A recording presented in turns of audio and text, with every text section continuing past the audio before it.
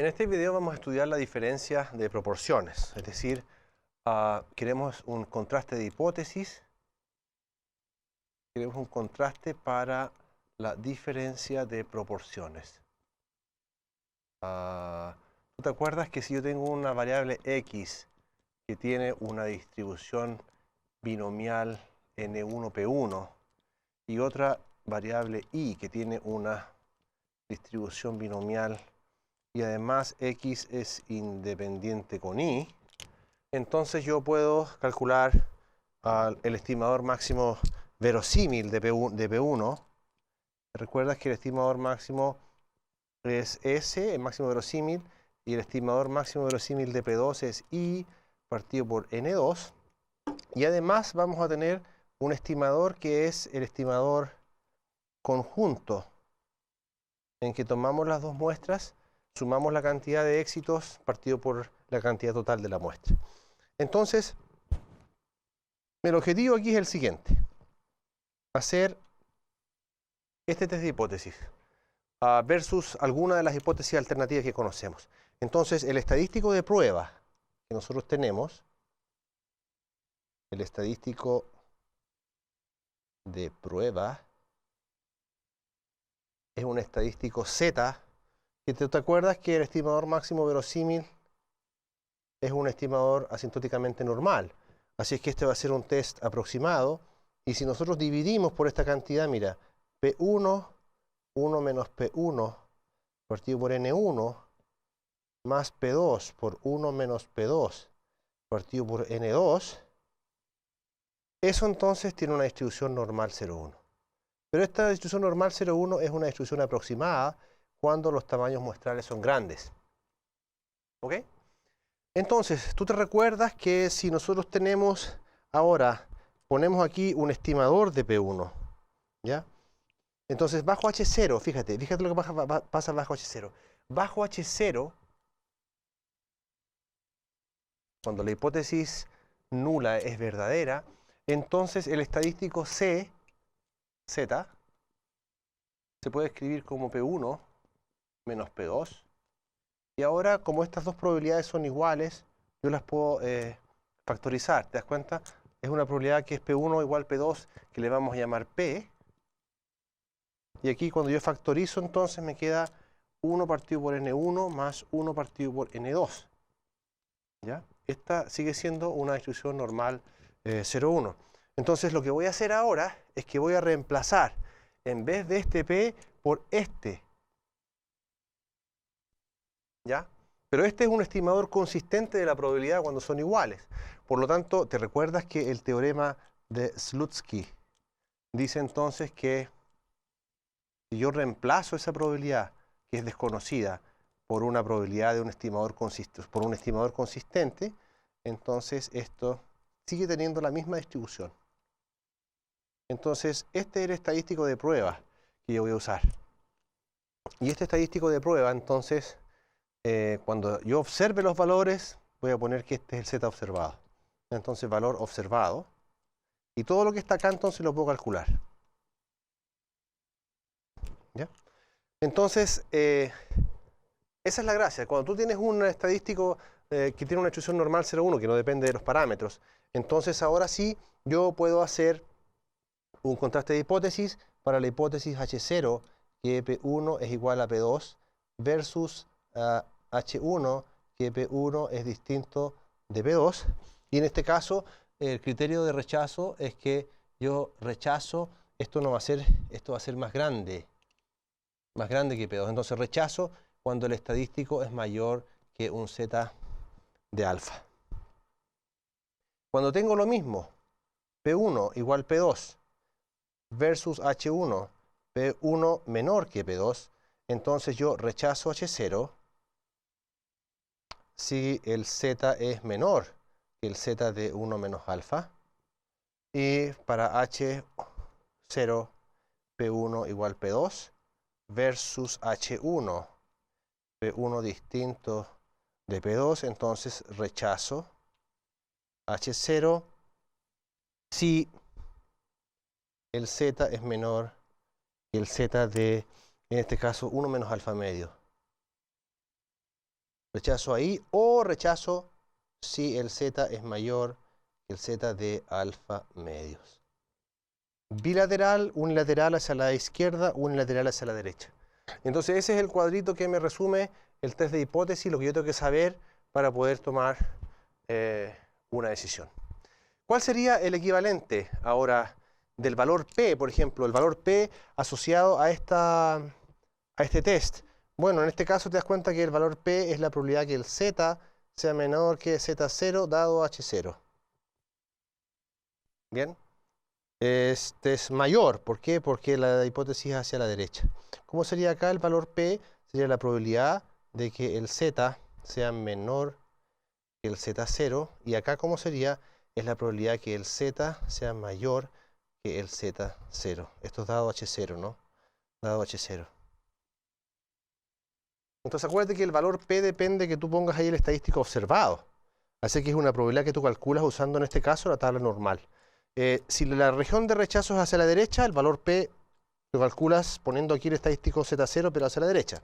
Si la región de rechazo es hacia la izquierda, entonces lo mismo para el valor P, y si es bilateral, entonces el valor P calcula ambas colas. Como la distribución normal es una distribución simétrica, entonces bastaría con calcular una de esas colas, la probabilidad de una de esas colas, y luego entonces multiplicarla por 2.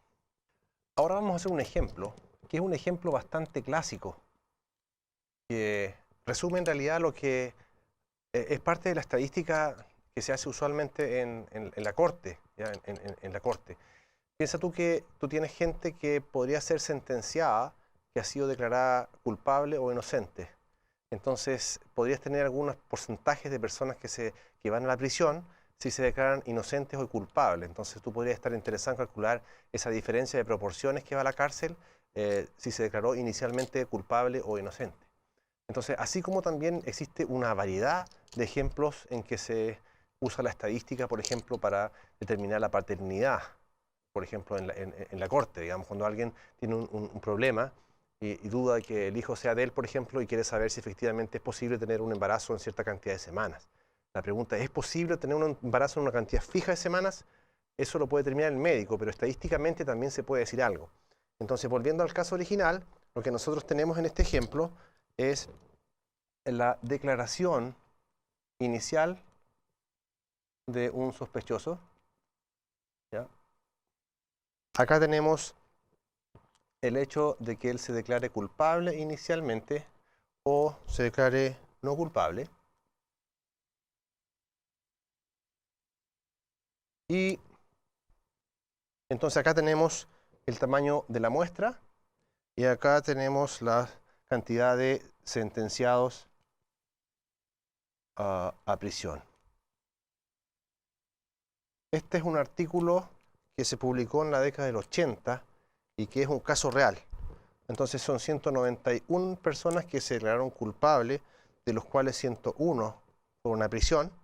Y acá los que no se declararon culpables fueron 64 y son 56 los que fueron a prisión.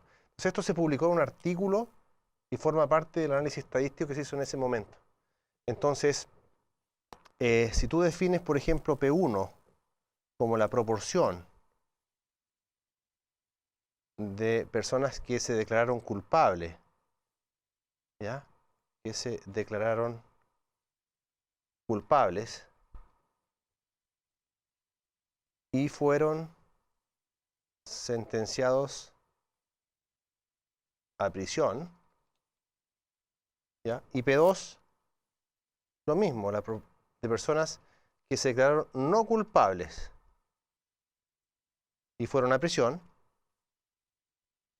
Entonces, en ese sentido, lo que tú estás persiguiendo es poder hacer un test de hipótesis respecto a, si tú, por ejemplo, fijas alfa 0.05 y lo que tú quisieras ver es si existe diferencia entre la cantidad, la proporción P1 y P2. Entonces, tú quieres hacer ese test versus H1, que P1 es distinto de P2. Se supone que acá hay variables X, ¿cierto? Y variables Y. X que tiene una distribución, el supuesto es que X tiene una distribución binomial N1, P1, e Y tiene una distribución binomial N2, P2. Ese es el contexto y lo que nosotros queremos es trabajar sobre estas propiedades, sobre estas proporciones P1 y P2, que no lo noté en el comienzo, pero eso debería ir como parte de la formulación. Entonces, ¿qué podemos hacer nosotros? Bueno, lo que podemos hacer es calcular el estadístico de prueba, ¿ok?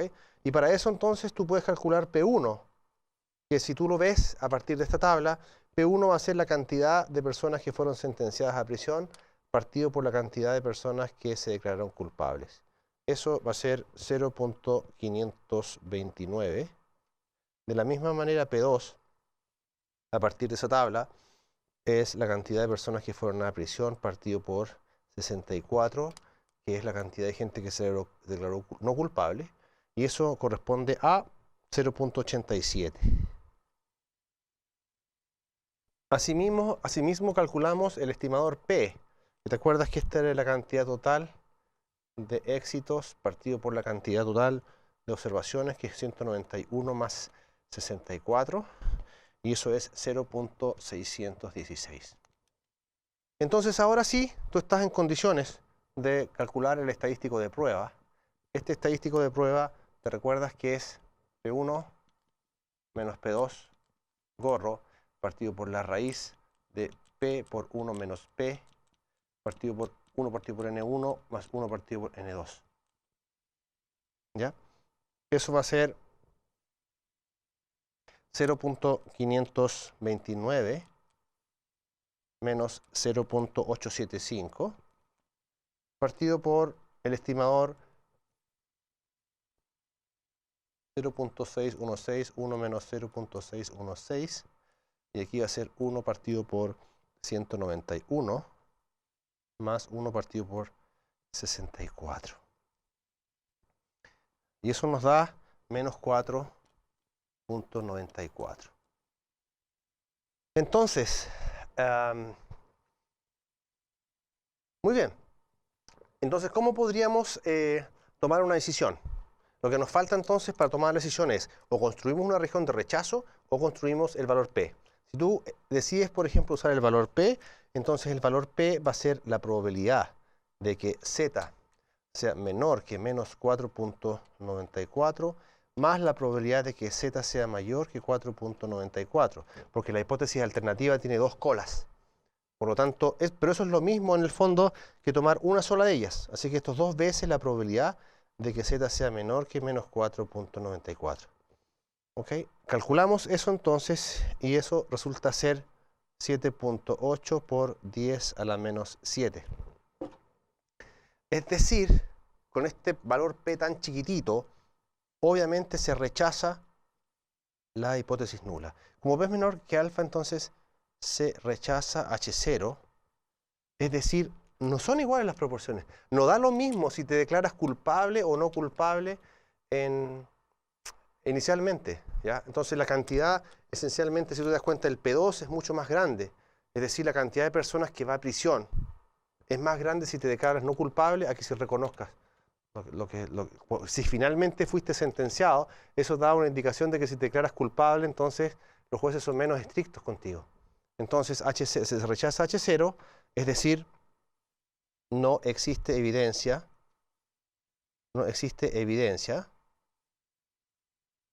para aseverar que las proporciones de sentenciados son iguales,